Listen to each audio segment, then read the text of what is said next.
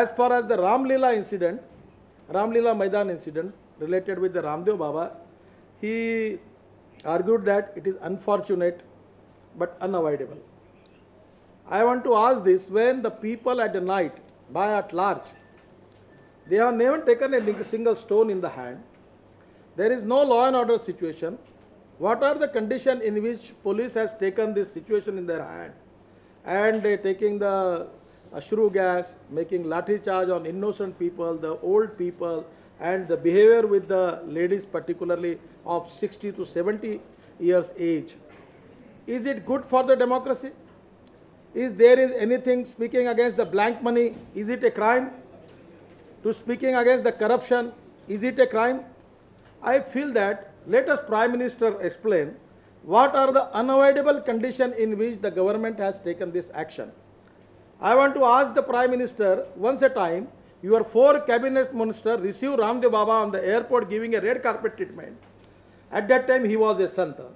And within 2 days, your people call him as a thug. Now I want to ask this question to the Prime Minister.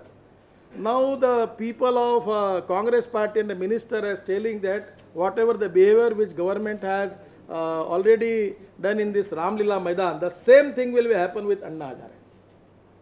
I want to understand, not as a BJP president, but I am a Karyakarta who believes in democracy. Is it fair that is it wrong to speak against black money? Is it against the democracy? Is it wrong to speak against the corruption? If it is so, let us tell what is the opinion of the Prime Minister on this subject. What type of democracy he expects and what type of democracy from Adaraniya Sonia ji, which he has inspired and motivated to run this country, at least explain to the people of India what type of exactly democracy he feels. These are my questions to him. Unnecessary, he blamed opposition parties. Even in the committee which is appointed by the government for Lokpal bill, there are 4 ministers from the Congress party. There are some people from the civil society. At the same time, we are part and parcel of the parliament. Both important people of the parliament are the leader of opposition. At that time, Prime Minister never take anything for approaching to the opposition party about to discuss this issue and never invite and appoint them as a member of the committee. And now he is telling to the people that the opposition party is not cooperating me. It is totally unjustified, and I feel that this is not the correct approach from the Prime Minister.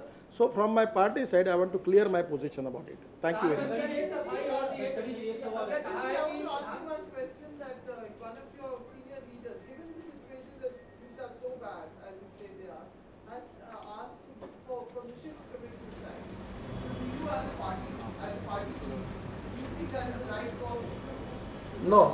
No, we will fight against this government.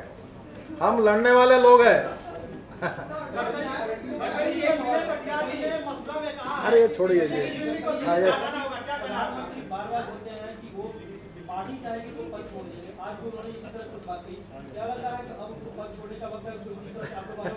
Party के general secretary ने फरमान निकाला है which is very close to Sonia ji कि प्रधानमंत्री किसने बनना चाहिए. अब उनको इसके इंडिकेशन मिलने के बाद उन्होंने ही सोचना चाहिए, हम क्यों कहें. इसलिए देना पड़ी क्योंकि आप लोग बार बार लिखते थे कि उनके रिश्ते अच्छे नहीं हैं. और ये जो प्रेस कॉन्फ्रेंस थी, ये सफाई देने की कॉन्फ्रेंस थी, ये फेल्यूर के बारे में अपने आर्गुमेंट और लॉजिक बताने की प्रेस कॉन्फ्रेंस.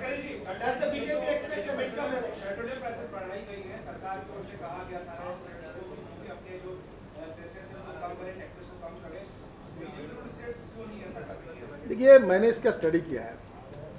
ये बेसिकली मैं अलग से आपसे बात करूंगा क्योंकि मैं बायोफ्यूल पे भी काम करता हूँ और ये जो 200 फिलिंग स्टेशन है गैस सिलेंडर के, ये अगर हर डिस्ट्रिक्ट में हो जाएगा तो ऑलरेडी गैस की कीमत 30-40 रुपये से कम हो सकती है.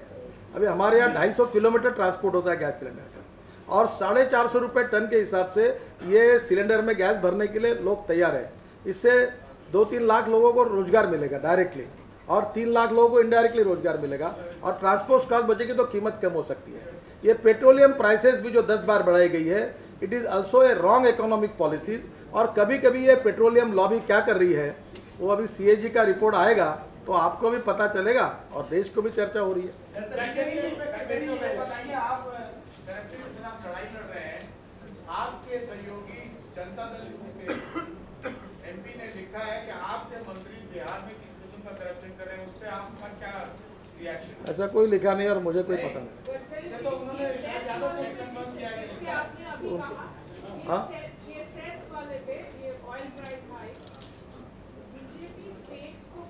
जैसे फाइनेंस मिनिस्टर ने सारे चीफ मिनिस्टर्स को चिट्ठी लिखी है, वो स्टेट वाइज ही होगा, लेकिन क्या बीजेपी की तरफ से आप कोई चिट्ठी लिखेंगे कि वहाँ का आम आदमी? अभी इशू मेरे सामने है, मैं उसका स्टडी करके बात करूँ। I don't know make any comments on it.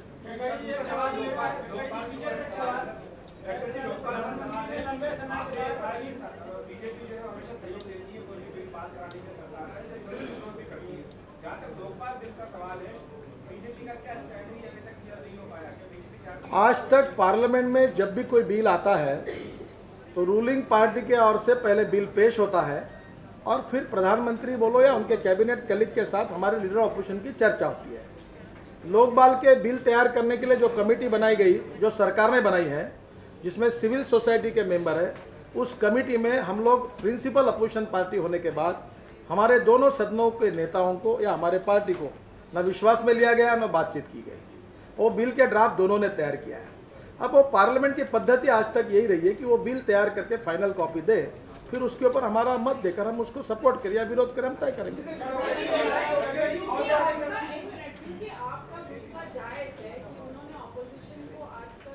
मेरा गुस्सा नहीं है, गुस्सा नहीं है उनका। एक बात आपको केवल दुरुस्त कर देता हूँ, वो जब अड़चन में आए, सिविल सोसाइटी के बातचीत जब टूटी, जब अड़चन में आए तो उनको अपोजिशन पार्टी के सहयोग की याद आई। और अब हमारे नाम पर क्यों बिल फाड़ रहे हैं? ये अपोजिशन पार्टी सहयोग नहीं कर रही। That is only my logic.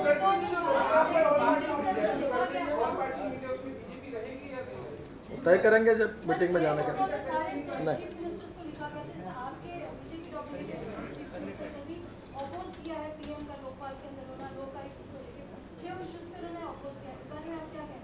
मैंने बताया कि जब central government final bill parliament में पेश करेगी तो हमारी पार्टी उसके ऊपर सोचकर अपना मत बनाएगी और पार्लियामेंट में बताएगी। थैंक यू वेरी मच, धन्यवाद।